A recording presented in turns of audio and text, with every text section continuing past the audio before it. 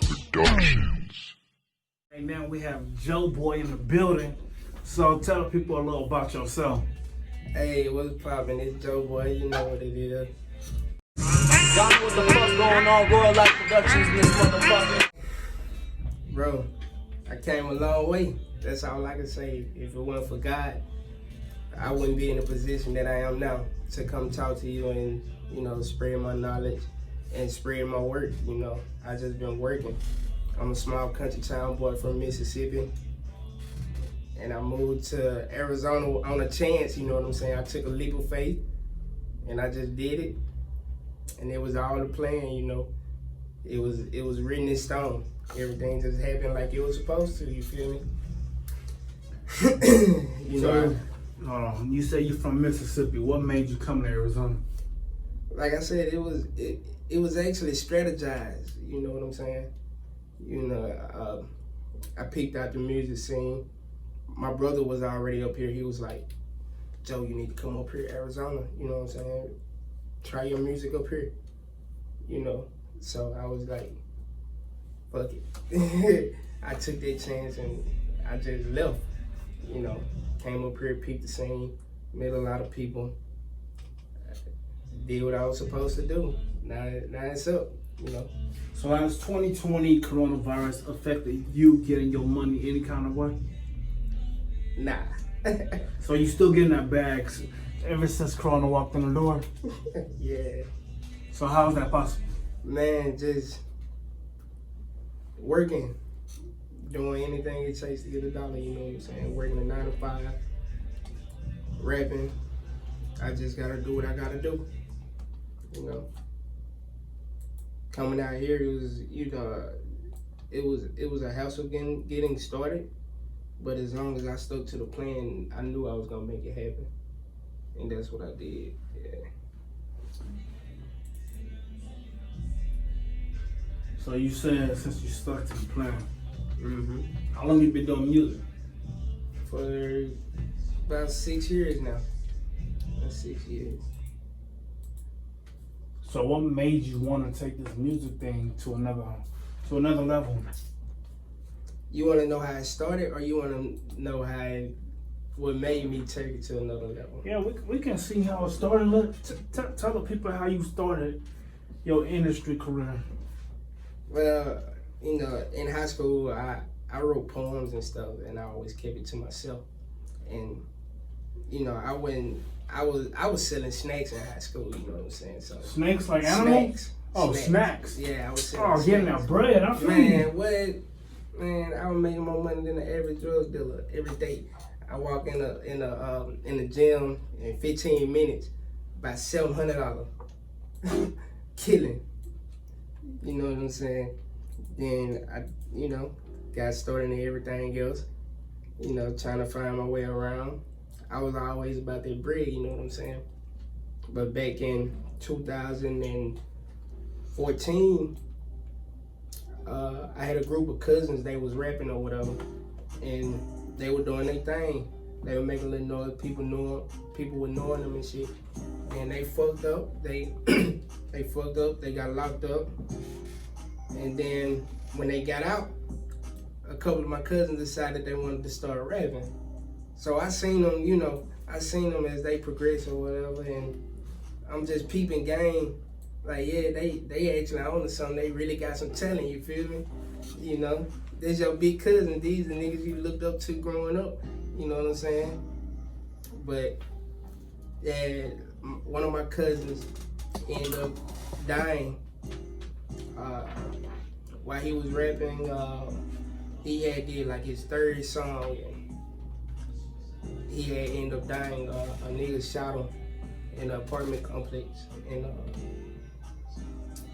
when I found out he was rapping, and then after that happened, after they killed my cousin, I was like, it was hard to express my feelings, you feel me? So my older cousins was seeing or whatever, they was like, Joe, you should start rapping. So they pushed me, I was like, nah, I'm good. Man, they were like, man, look, Reggie, listen to the song Reggie did, you know what I'm saying? So I was like, you know what I'm saying? Bet. So I was like, fuck it. I ended up getting in the studio. It sounded good. Everybody was like, man, bro, your shit was hard. And I was like, man, I wasn't really studying it.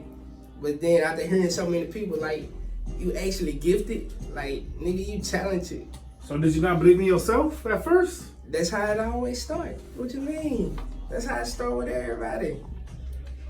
That's how it starts with everybody. But you know, most people at least give it a kickstart. They give How long it took for you to take it seriously? It took me to be crossed a few times to take it seriously. So what do you mean when you say cross? Like niggas turning their back on me, family talking about me. You know, instead of supporting me, they supported other people that did it. You know what I'm saying? So that made me go harder. Like, fuck it, I'm finna learn the business of this. You know what I'm saying? Yeah. So when you said family turned your back on them, is it because of the music industry? Yeah, I mean, it was because of my family. They when people know your family and then they find out you do something, if they feel like it's against how your family raised you, you know what I'm saying? They try to make it seem like, you know what I'm saying, oh, he ain't doing that shit. He ain't really did that shit. Oh, nigga, you ain't did nothing. Look at these niggas did actually doing something, you feel me? But you know what I'm saying? I'm always behind the scene. I'm peeping game. I'm soaking up everything. So that's kind of what turned me into the person I am now, you feel me? So how did that encourage you to stay focused when you seen your own family turning back on you? I just kept telling myself to stick with it. Stick with it, you know. That's all I could do. Keep motivating myself. You know, being young, having no direction. Like, you didn't know what was for you and what wasn't for you. You know what I'm saying? So, you know what I'm saying? You raised up in a Christian household, but then somehow you get into the streets in the ways of the world. You know what I'm saying? So now you know the best of both worlds. You know, so that's what type of person I am. I'm a person of understanding. You know, I look at reality for what it is. You know what I'm saying? How people gonna be people regardless, you know? And that's just how the world works. And that's how it revolves. You know what I'm saying? So when you said that made you a better person when you felt like no one supported you, what do you mean by that? That's how I became Come the young on, man, let your emotions run that's how deep. That's how I became the young OG. You know what I'm saying? My cousin, hey, shout out to John Reese, man. My cousin, he did some time, and he was the first person to point it out to me. He was like, I know why you called your mixtape the Young OG. Young OG. He was like, Young OG mean you see everything clearly. You know what I'm saying? You got hella understanding and knowledge on the world. You know what I'm saying? So it made me a better person at heart. I know I was born to teach. You know what I'm saying? And my mama always said I was gonna be a preacher growing up, but she didn't say what type of preacher I was gonna be. You know, I'm still growing. You know what I'm saying? So at a certain point to where I can grasp the world attention, I can teach about positivity instead of, you know, all this violence, you know. But that's just the life some of us live, and that's a life a lot of us don't live, you know what I'm saying? But I feel like if you can spread positivity throughout the world, you can unite cultures, religions, you know what I'm saying, races. So with your music, bro, do you think you're taking a step into uniting cultures, religions? Oh yeah, man. Like I said, I'm still growing. I haven't even reached my master potential, my God stage, that's what I call it, my God stage. What's stopping you from reaching that stage? Ain't nothing stopping me. I'm still learning. You have to go through life to learn. You know what I'm saying? So what's stopping you from reaching the top in the music industry? It's going. Ain't nothing stopping me. I'm going to the top. If Only Time Can Tell, I dropped that August the 7th. In a month, I'm doing 30,000 views on Spotify. So you say you're doing 30,000 views on Spotify. 30,000. Is that from your mixtape? Nah, this is an album. So what is It's the an album called? Album EP. If Only Time Could Tell. If Only Time Can Tell. Yes. So I recently listened to your song Tik Tock. Yeah. How did that come about? Tick Tock. I ain't got time for no pit stops. You know what I'm saying? I ain't got time to wait on nobody. That's why I said, you know, this life that we live in today is not guaranteed. So you got to soak in as much knowledge as you can. You know what I'm saying? And never stop. You got to keep going. And Tik Tock is me on the way to the God stage. You know what I'm saying? So it even gets so deep to where I can explain every bar on my song. Explain the story. Drop some knowledge to the people. Let the people know what's in this Joe Boy's head right now on that song, Tik Tock. So it all started with If Only Time Could Tell, which is a meaning of many. You know what I'm saying? It can mean so many things. And with Tik Tock being the second song after Storyline is how it all started. And what I actually went through, what people didn't see. Tik Tock is me reaching this stage to where I need to be, where I'm going, and that's achieving greatness. So Tik Tock started like Tik Tock ain't got time for no pit stops. Tik Tock, fuck around and get your bitch popped. So what I mean by that, Tik Tock is like, I know I'm on the road to riches. Can't nobody stop me. I'm not pulling over for nobody. I can pick up people and they can learn along the way by watching me, but I don't have time to sit down and explain it to you. No. So, like I said, Tik Tock is just me not pressing the brakes for nobody. You know what I'm saying? I gotta go. I got shit I need to do, and you know, nobody but God on my side. You know what I'm saying? So I gotta keep pressing. And I got younger cats that's watching me, and they watching my every move, just, you know, so they know I'm gonna come back and be like, look bro, you gotta get your shit straight. You know what I'm saying? You gotta get your business right behind your music so you can invest into this marketing. And once you market, you promote. So your marketing and promotion be running at the same time, you know what I'm saying? So, you know, a lot of people don't know it's about the numbers. So you basically teaching the younger crowd how to do business in the music industry. Man. Not only just do music. Yeah. Because you know most artists just want to do music. Yeah. It's SoundCloud. It's the 90-10 rule, man. 10% of it is just music. 90% of it marketing. Network. You got to network and step out. You got to do it. You got to get out there. You got to reach out to people. You got to talk to people you don't want to talk to. You gotta cut out all that envy shit. You gotta fight your pride, and you just gotta do what you gotta do to make it to the top without selling out. You know what I'm saying? So when you say selling out, what do you mean by that? Man. So hold on. So do you think a lot of artists sell their self to different companies? I mean, that's basically their goal, you know what I'm saying? Not knowing that, you know, I want to be able to pay the label instead of the label paying me. I want to get a label they cut, you know what I'm saying? All the money got to come through me. That's what type of business I'm on. So you want to own your own masters, man, your own papers, get your own bread, sign your own artists, man, make your own beats. And believe it or not, I'm already in that position.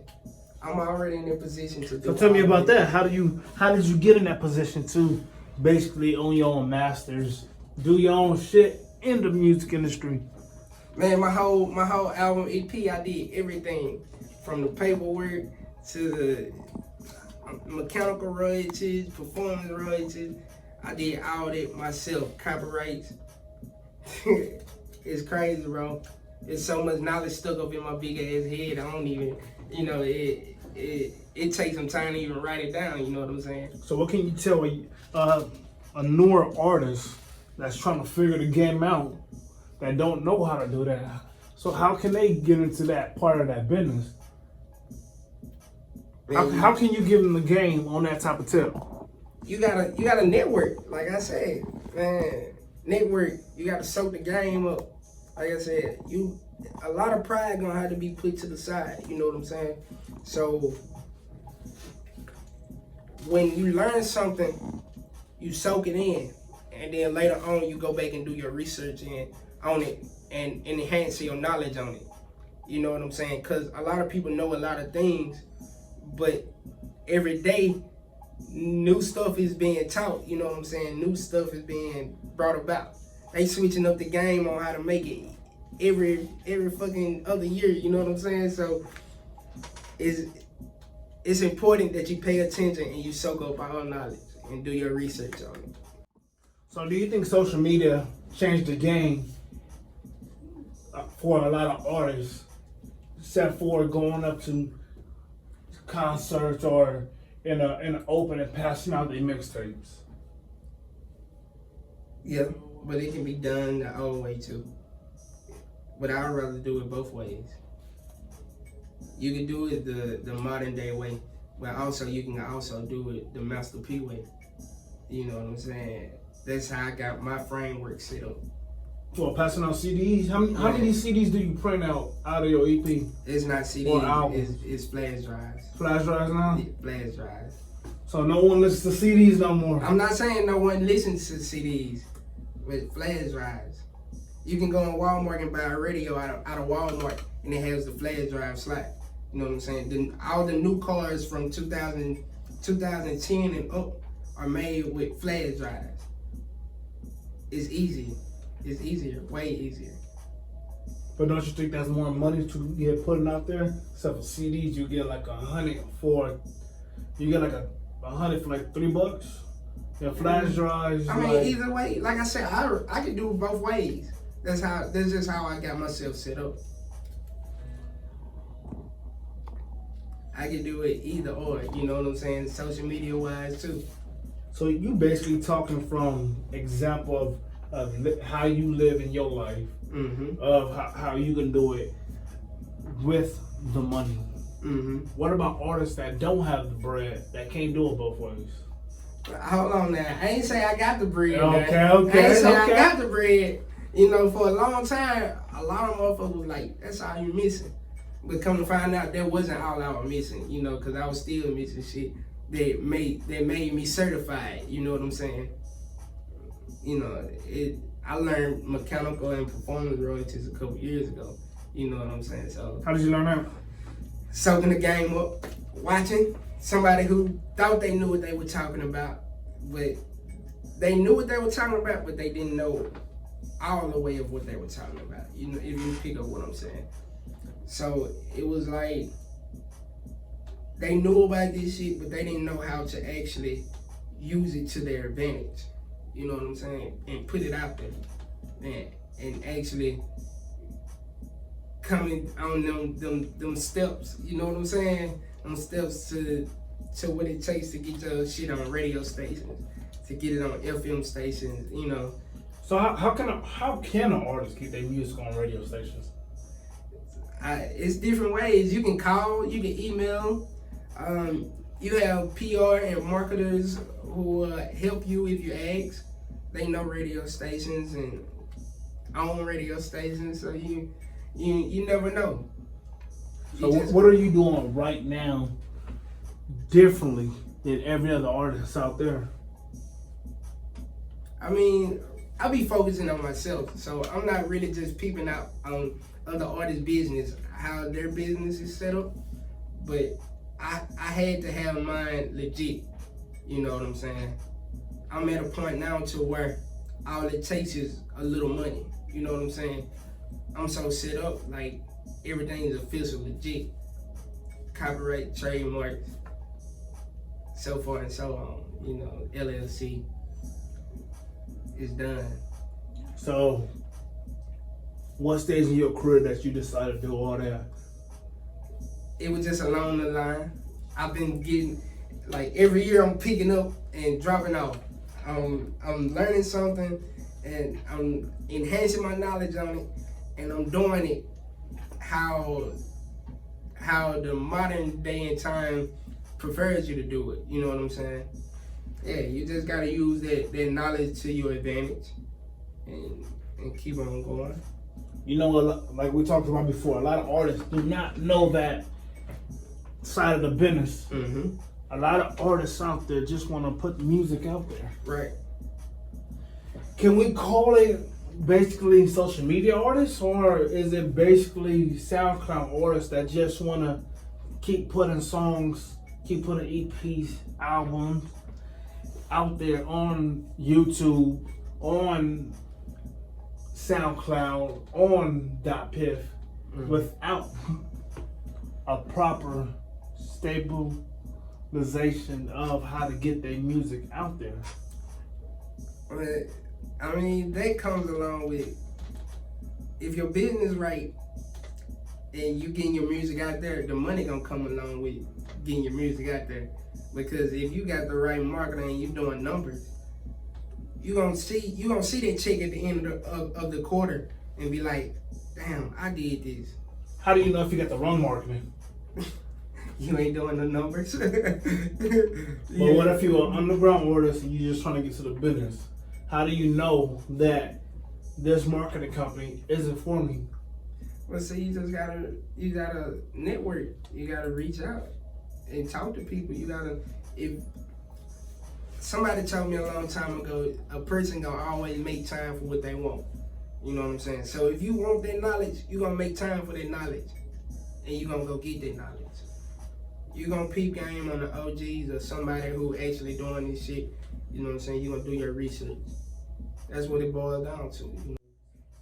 It depends on the type of deal they offer. You gotta know how to read the deal. You gotta get your lawyer to look over it. Let him interpret it for you. Break it down to the simplest form. You know what I'm saying? Like I said, I'm trying to pay the label, not have the label pay me. I'm trying to get them to cut me a check and be like, here, this yours. We gonna take the back end. You know what I'm saying? And then everything else, performances, features, all that's still mine. That's smart. Do you think labels sign artists basically off of the followers they have? Yeah, somewhat, cause it could be, alright. So they could sign artists off of what's popping. You know what I'm saying? What's popping at the time, and then some people can sign artists of whoever doing 100,000 views or better on their videos on YouTube, and you know, organically. Cause labels know if numbers are organic or if they fake. You know what I'm saying? That's one thing they do know. But yeah, it's either or. It's boiled back down to what type of deal they offer. So you know, you can slide through Instagram, social media all day. Yeah. And you'll find that one artist that they shit is trash. Mm-hmm. But they have 300,000 followers. Marketing. So do you think that marketing boosted their career, except trying to boost it in lyrics, except trying to boost it in the music career? Mm-hmm. But isn't that the wrong way how to do business? If you're an artist, don't you want the best for your music? Mm-hmm. So if you're an artist and you listen to a song like, damn, this shit trash, would you go back and listen to that song? No, but it's also fucking 80 billion people in this world. You know what I'm saying? And word of mouth a motherfucker. So our promotion is good promotion, whether you know it or not. So people can talk bad about it, and then 5 people can hear them. And when they get home, they on their phone doing research. All it take is 30 seconds to watch a YouTube video for a view. Yeah. All it take is 30 seconds. So after them 30 seconds, you got, that's 6 views off of one person. That's 6 views off of one person. You know what I'm saying? Including themselves. Word of mouth. Even though it's trash. Oh, I want to see how trash the video. Let me go listen to it. 30 seconds. Oh man. It depends on the listener too. Because the listener, every human being is not the same. Every artist isn't the same. And every artist is not the same. How are you getting your music out there right now? Marketing. So what marketing company are you using? It's my girl, Black Widow. She's the truth. How does that work? Come on, break it down for somebody that don't know. Monthly, she willing to work with you. You know what I'm saying? You pay so much money a month, and if you want to pay 1 week, every 2 weeks, or you want to pay one whole lump sum, she gonna do it. She been doing them numbers. In 1 month, I'm telling you, my whole album, I almost hit 30K. My Trump Money video went up 5,000. That's just off of marketing. Getting it in front of people. If you can get people to listen to you, that's all it takes. So does that marketing company have the followers? Yes. The views? Yes. Totally. So you can stand by that marketing company and say, okay, stand by it. So what's the difference between a marketing company and somebody that's just willing to give you followers? One of them fake and one of them organic. But at the same time, people on social media don't know the difference. That's because they dumbfounded. Not saying that all people dumbfounded. I'm just saying, like, people who don't know the music industry, they just on the outside looking in. You know what I'm saying? Like I said, 90-10. So do you think that marketing company is better than Instagram marketing? I mean, why not use both? That's perfect right there. Why not use all your resources? The more you put into it, the more you get out of it. Because I can put $200 into marketing, at the end of my quarter, I can see 400. You know what I'm saying? For the artists, it's about their back end too. How much did the marketing company charge you up front?